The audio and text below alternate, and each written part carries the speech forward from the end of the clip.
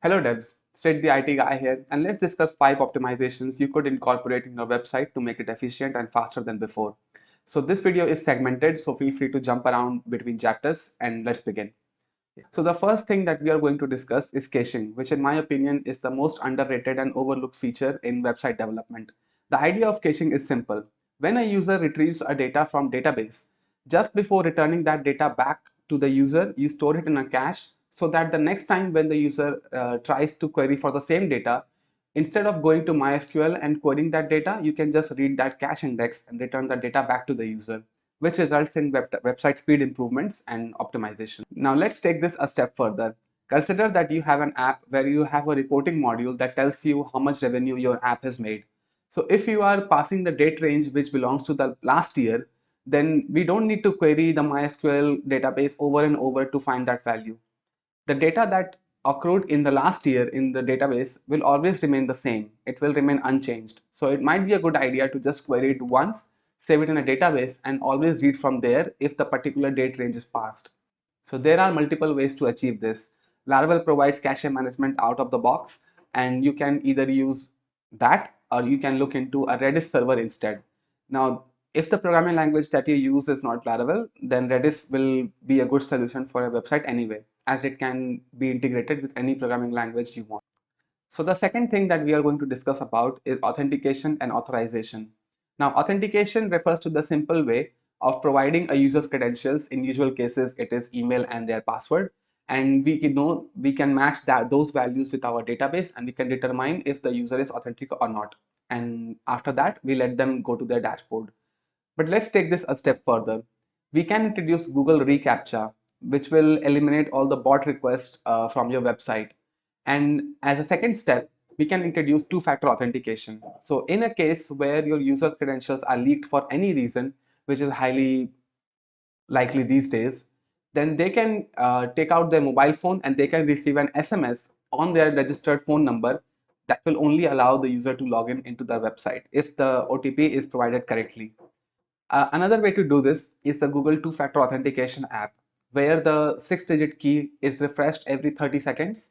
So you have a 30-second time window to enter that 66 digits, and you can submit it and log into your dashboard. Authorization refers to the technique where we determine if the user has the appropriate permissions to view a web page or not. So this is particularly useful in cases where users want a team functionality on their website, on their account, I'm sorry. So let's say, for example, I register on a website and I have a company that I own.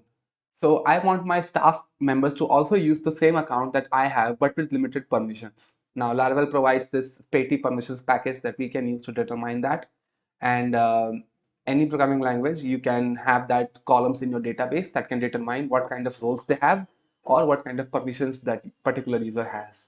So you can use that. So the third thing that we are going to discuss is indexing the tables in your MySQL database. Now, indexing tables just means that you are telling MySQL to index a particular column the same way a phone book indexes the phone numbers of people. So let's say that you need to find somebody's phone number with their name starting from the letter S. So you can directly from that index jump to the letter S and you can find out the phone numbers of people. MySQL does the same thing, but you have to define that index on that table. And let's take it a step further. Primary keys and foreign keys are usually good practices to have in the tables, as MySQL can query, find out that data a lot faster than if you're not defined those values. And unique keys are also a good practice to put in.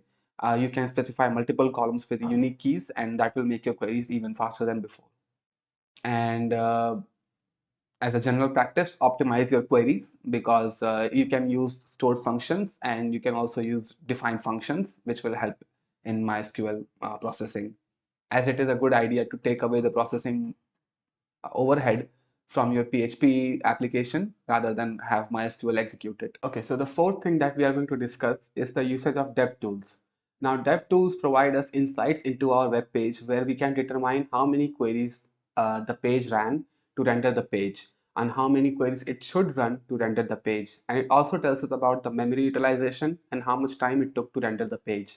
These dev tools provide us insights into our coding patterns and where we could optimize our code by telling us where we can run excess queries or less queries than we already are, and that will improve the website speed. Laravel provides Barry VDH debug bar package for the front end of the website, where you can, for each page, you can determine how many queries it ran. And if you are using API driven development, then you can use Laravel Telescope, and on your local development, it will tell you with each API request how much memory it consumed and how many queries it ran.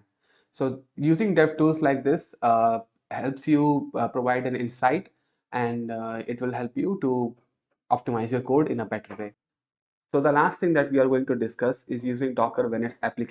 So let's assume that you are building a Laravel app and you have a programming requirement that you researched about online, and you found out that there is a Java library which is well recognized for providing a solution to the problem. So it's easy in Docker to just create a container out of it and integrate it seamlessly into your app. So just how you would make an API request to an external third-party service provider, you would be making third-party API calls just to your local host environment based on a different port. So Docker is particularly useful in cases where you don't want to restrict yourself by the programming language. So you can play around with Java-based or Ruby-based or simply Express.js-based environments, and you can have all of those working together to make sure that your optimized website runs faster than before. Okay, guys, so I'm going to wrap this video here. Like and subscribe if you like the content, and I'll see you next time. Thank you.